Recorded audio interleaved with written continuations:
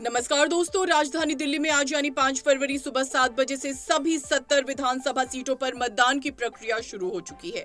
दिल्ली के मतदाता अपने मताधिकार का प्रयोग कर रहे हैं और चुनावी मैदान में उतरे प्रत्याशियों की किस्मत ईवीएम में कैद हो रही है। इस बार के चुनाव में कई हॉट सीटों पर हाई वोल्टेज मुकाबला देखने को मिल रहा है, जहां दिग्गज नेताओं के बीच कांटे की टक्कर है। वहीं दिल्ली की जनता 8 फरवरी को होने वाली मतगणना के बाद ये तय करेगी कि राजधानी की कमान किसके हाथों में होगी।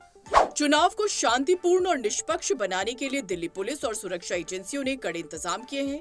राजधानी के चप्पे चप्पे पर पुलिस बल तैनात है और हर संदिग्ध गतिविधि पर पैनी नजर रखी जा रही है।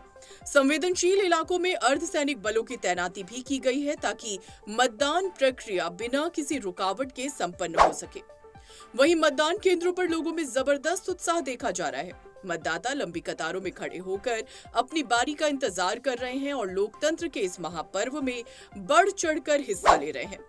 इस बार की चुनावी प्रक्रिया को और अधिक सुचारू बनाने के लिए प्रशासन ने कलर कोडिंग सिस्टम लागू किया है, जिससे मतदाताओं को अपने पोलिंग बूथ तक पहुंचने में किसी प्रकार की दिक्कत नहीं हो रही है। एक मतदाता ने बताया कि इस बार चुनावी व्यवस्था पहले से काफी बेहतर है और पोलिंग बूथ को लेकर किसी भी तरह का भ्रम नहीं है। हम दोनों ने अपनी अपनी कैटेगरी में पहला वोट दिया है। कैसा अनुभव है? अच्छा है, व्यवस्थाएं पहले से भी अच्छी हैं। एक बहुत बड़ा चेंज जो दिखा, पिछली बार लोग कंफ्यूज होते थे कि मेरा इस बूथ पे है या दूसरे बूथ पे है। कई बार वहां जाके हमें पता चलता सीरियल नंबर इसमें नहीं उसमें है। तो इस बार जो पर्ची पे ही उन्होंने कलर कोडिंग कर दिया था, तो इसलिए कोई दिक्कत नहीं हुई। जैसे आप मेट्रो में जाके सीधा येलो लाइन में जा रहे हैं, ब्लू लाइन में जा रहे हैं, वैसे उस सेम लाइन। मतलब पोलिंग बूथ पे व्यवस्था काफी अच्छी है, बहुत अच्छी व्यवस्था है, कोई दिक्कत नहीं। कोई दिक्कत नहीं। वैसे इस एरिया में तो ज़्यादा भीड़ भी नहीं होती है, लेकिन फिर भी जो कन्फ्यूजन्स होते हैं उनको रूल आउट कर रहे हैं। और अभी भी लोग लगे हुए हैं। 7 बजे शुरू होना था तो 7 बजे शुरू कर लिए। ये सब चीज़ें बहुत अच्छी हैं। कई बार क्या होता है कि आप 10-15 मिनट शुरू नहीं कर पा रहे हैं, तो जो लोग लगे हुए हैं उनकी शायद अच्छी ट्रेनिंग हुई होगी, अच्छे से उनको किया गया है। और वैसे भी ये वेन्यू भी बहुत अच्छा है। क्या मुद्दे रहे, क्या सोचकर आपने मतदान किया, क्या जहन में था? अब मैं उसको बोल नहीं सकता। सबसे बड़ा इशू ये है कि बस यही समझिए कि एक अच्छे दिल्ली के लिए वोट दिया है। हमें कई बार बुरा लगता है, दिल्ली के हार्ट में रहते हैं और इतनी बुरी हालत है दिल्ली की। अब उसके मैं किसी एक पार्टी को या किसी एक नेता को जिम्मेदार नहीं मान सकता, लेकिन ये सिस्टमिक इम्प्रूवमेंट कुछ हो, ये इस उम्मीद के साथ दिया है। आगे क्या होगा वो तो खैर भगवान जाने। बेहतर दिल्ली के लिए आपने वोट किया है। शायद मैं 20 साल से दिल्ली में हूँ, एनडीएमसी एरिया की इतनी बुरी हालत मैंने कभी नहीं देखी जितनी आज। आप किसी भी सड़क पे चलिए, आपको 1 किलोमीटर बिना गड्ढे के नहीं मिलेगा। आप चल के देख लीजिए, इस एरिया में कहीं भी आपको 1 किलोमीटर सड़क बिना गड्ढे की नहीं मिलेगी। मतलब बदलाव के नाम पर वोट दिया? ये मैं कुछ नहीं बोल सकता। बात यह है कि एक अच्छा सिस्टम रहे, बस। व्यवस्था बहुत अच्छी है, जैसा कि हमारे हस्बैंड ने भी बोला कि येलो लाइन वाला, और ये मतलब जैसे हम लोग को फैसिलिटी दिखी। मैं सिर्फ इतना कहना चाहूँगी कि मैं पढ़े लिखे वर्ग को एटलीस्ट अपने इस महापर्व में शामिल जरूर होना चाहिए। बाद में सरकार को दोष देने से बेटर है आप कुछ अच्छा करके दिखाएं। आप अपील कर रहे हैं कि और भी लोग? Of course, no doubt. मैं तो एक बोल रही हूँ कि आप फिर बाद में दोष दो, तो दोष देने के लिए किसी को वोट तो दो कि हाँ भाई फलाने ने ये नहीं किया, ढिमकाने ने ये नहीं किया। आप महिला हैं, आपने वोट दिया, क्या मुद्दे थे आपके लिए? महिलाओं के लिए क्या मुद्दा है इस चुनाव में सबसे बड़ा? महिलाओं मतदान मैं तो ये कहूँगी कि थोड़ा पर्सनल रहने दें, लेकिन बस इतना ही हम कहना चाहेंगे कि महिलाओं के भी वही मुद्दे हैं, क्योंकि अलग थोड़ी हो जाएंगे महिलाओं के। घर चलाना या गृहस्थी चलाना, ये कहना बड़ा आसान है, गृहस्थी मिलके ही चलती है। ठीक है कि महिलाएं अलग से नहीं गृहस्थी चला लेती हैं। तो मैं सिंपली कहूँगी कि जो हम लोग के मुद्दे हैं वो वही मुद्दे हैं जो हमें नज़र आ रहे हैं। कि आप ये समझिए, जब से मेरी शादी हुई मैं तब से दिल्ली आई हूँ। ठीक है, मैं जब से दिल्ली में आई मैंने देखा कि पहले भी बारिश होती थी, बट पहले पानी नहीं भरता था। अब ये स्कूल डूब जाता है, मेरा बेटा इसी में पढ़ता है, अब इसमें घुटनों के ऊपर पानी भरता है। वाई? मतलब बेहतर सरकार, बस बेहतर सरकार के लिए। पहले ऐसा नहीं था, अब क्यों है भाई? तो मतलब कुछ तो कहीं मिस्टेक हो रहा है। तो मैं तो बस इसी सुधार की, हम लोग को तो वही छोटे छोटे मुद्दे हैं भैया। सुबह बच्चा स्कूल आता है, भीगे ना, डूबे ना। बस यही सब, और क्या। बाकी केजरीवाल भी यहीं से, हाँ जी, यहीं से लड़ रहे हैं। I was not satisfied with Aap's thing. That's why I had come to give vote. अगर उनका काम ठीक से किया हुआ होता 10 साल में तो बात और थी। I'm not happy on that. तो अभी दिमाग में क्या विकास है, एजुकेशन है, क्या सोचकर अभी आपने क्या क्या किया उन्होंने? खाली खाली ये देंगे, वो देंगे, ये करेंगे, that's all. They didn't do anything. कुछ ऐसी किया होता कि भाई दिल्ली के लिए कुछ हुआ होगा, नहीं. वही पुराना किस्सा चल रहा है. उसको गाली दो, उसको गाली दो, मैंने ऐसे किया, मैंने ऐसे किया. This is not the way of running government.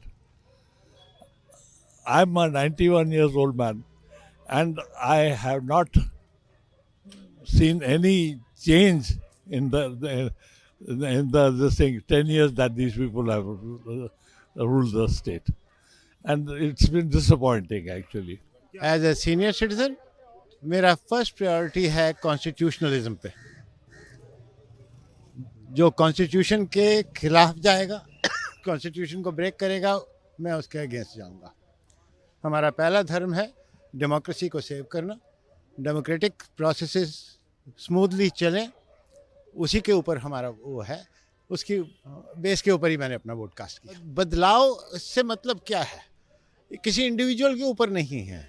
कोई भी गवर्नमेंट क्या फंक्शन कर रही है, क्या वो सारे तबके के ऊपर एंटायर पॉपुलेशन का वो डेवलपमेंट करने कर रहे हैं, या एक स्पेसिफिक सेक्शन का ही कर रहे हैं.